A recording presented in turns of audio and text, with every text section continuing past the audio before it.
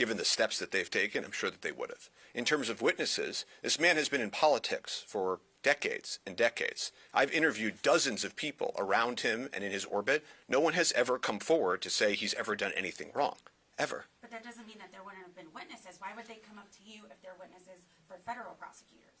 Well, when I say come up to me, I mean come up to anybody. The one witness that was in this case was, and if you want to know the truth, I don't think this case would have ever even made it to the jury. But that's what the trial date said, so how can you say that? Well, I can say that because I've said that in other cases, and cases that you all have followed over the course of my career. And a case this week with a single witness that's that suspect, that's my opinion, that it would have never gotten to a jury. Hey, Alex. So you've repeatedly said in this press conference that there's no evidence to this, and this is why the DOJ has dismissed this.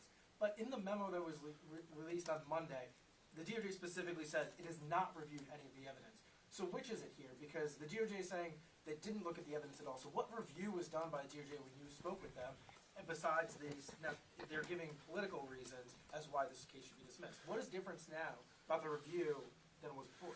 Well, I can't speak to all of their internal reviews. I know that they met about the case. I know they looked at evidence. I know I talked about the evidence. They didn't talk about evidence at all. Well, no, it doesn't say they didn't talk about evidence. So it's that they assessing the strength of the evidence or legal theories which the case is based. So you're saying the case has no legal basis, but they're saying they're not dismissing on that ground. Yeah, I understand what it says. It doesn't say that they didn't talk about that. It doesn't say they're not aware of that. It says that in this memo, they're not opining on that.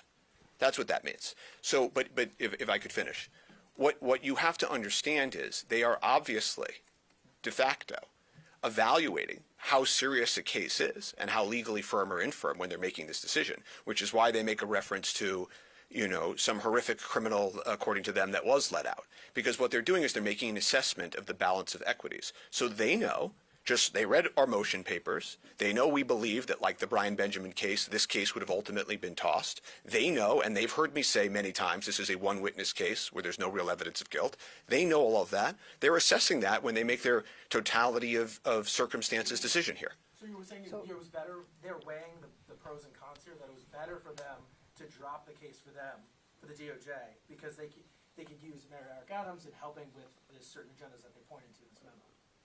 I don't really understand your question. No, what I'm saying to you... You're evaluating the pros and cons and weighing against whether to bring the case or not and what good it does them to not bring the case. I mean, you've referenced the Brian Benjamin case. It was because the witness passed away. I mean, that's why it was dropped.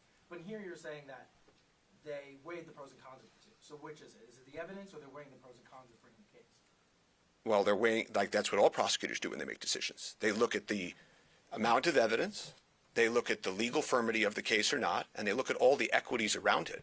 In other words, as I've been saying since this began, does it make sense to take out the mayor of the most important city on this country over a novel legal theory with one witness? And any other prosecutor, I think, other than this office that had evaluated that, would have said no. And this one prosecutor said yes. And that's my position, and that will always be my position. And many, many other legal experts, scholars, pundits, ex-judges, ex-prosecutors have reached out to me to share the same position. This isn't my position alone. A lot of people thought this case was weak and legally infirm. A lot of people questioned the judgment of bringing this case. So the mayor's opponents are trying desperately to prevent the judge from granting the dismissal of the case. One is asking the judge to appoint a special prosecutor. Another is asking the Manhattan District Attorney to take over the case. I wonder if you think either one of them have a chance of prevailing, but do you think it's because, while the mayor said yesterday he wants to restore his character and convince people that he has good character, that this is another attempt by politicians to try to impugn his character? I mean, do they have a chance in trying to raise the issue that it could be a special prosecutor or the DA, or is that out the window as well? And how does that affect, in the court of public opinion, the mayor's attempts to restore his good name? Yeah, of course, politics can infect these things at any point.